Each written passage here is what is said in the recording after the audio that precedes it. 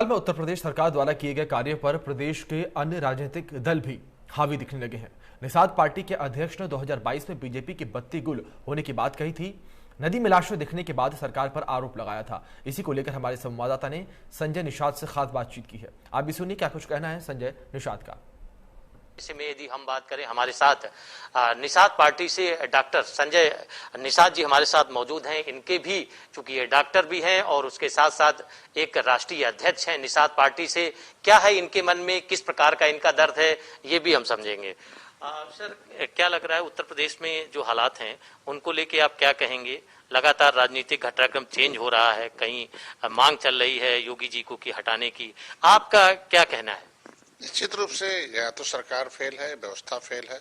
इसको तो मोदी जी ने खुद ही साबित कर दिया कि अभी जो उन्होंने बयान दिया उसमें एक बार भी सरकार का नाम नहीं लिया, मुख्यमंत्री जी का, खाली प्रमुख सचिव का नाम लिया। तो ये तो खुद उनकी पार्टी खुद ही तय करने की फेल है।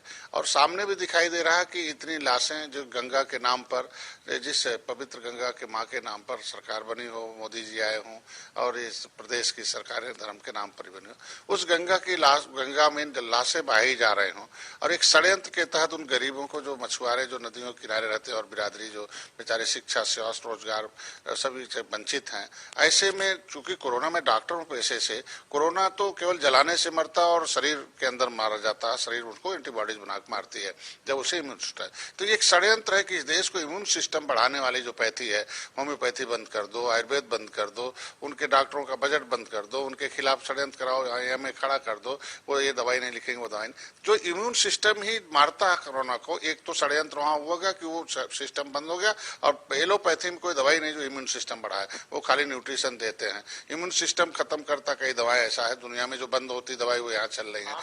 कहने का अर्थ ये है कि कामकाज को लेके बीजेपी में जो योगी आदित्यनाथ हैं उत्तर प्रदेश में घिरे हुए हैं, तो कामकाजों में क्या सवाल आप खड़ा करना चाह रहे हैं? किस प्रकार के ये फेलियर साबित हो रहे हैं? पहले तो देखो ना, लाशें जो फेंकने वाले हैं उन अधिकारियों को सस्पेंड करना चाहिए।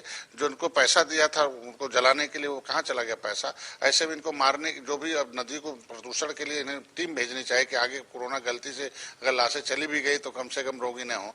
दूसरी और भी बातें हैं कि जो इन्होंने वादा किया था, जब ये सांसद थे तो सदन में बोला था कि मछुआरों को आरक्षण हम देंगे, अब मिलना चाहिए, ऐसा ऐसा संविधान में ये देश को आजाद कराने वाले ट्राइबल हैं, जड़े लोग हैं, एक नदियों के किनारे रहते हैं। कांग्रेस धोखा देती है, सपा धोखा देती है। 7 जून 2015 को रेल रोका था, उसमें सपा की सरकार थी, गोली चला, मेरा भाई मारा गया, 302 मूल्य। इन्होंने कहा था नहीं हम आएंगे तो दे दें, और इन्होंने धरना दिया। 2017 में इन लोगों ने बोला था, विशेषज्ञ जीतने के बाद विशेषज्ञ हाल में प्रदेश के मछुआरों के साथ कहा नहीं हम देंगे, और सभी पार्टी धोखा देती है।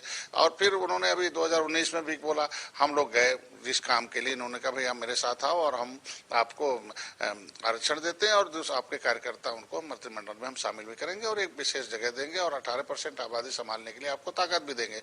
आज के दिन में 2 साल बीत गया, पूरे समय 2019, 2020, 21 चल रहा, आने वाला है। तो आज के दिन में सहयोगी दलों की बैठक न करना, एक तो पहला फेल है कि आप किसी को, हम कहते विपक्ष का न करो, लोग जिसके सहयोग के सरकार बनी उसके साथ तो बैठक करिए ना। ये जो कलह है कहीं में कहीं बाहर के जो उत्तर प्रदेश की अन्य पार्टियां हैं उनको भी भाने लगी है, और यही कारण है कि अब उनकी भी आवाजें उठने लगी हैं।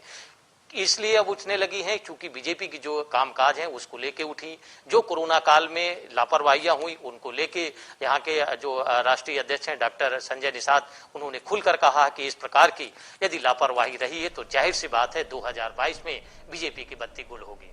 वीडियो जर्नलिस्ट संस्कार मिश्रा के साथ अभिषेक सिंह, इंडिया न्यूज, लखनऊ, उत्तर प्रदेश। लखनऊ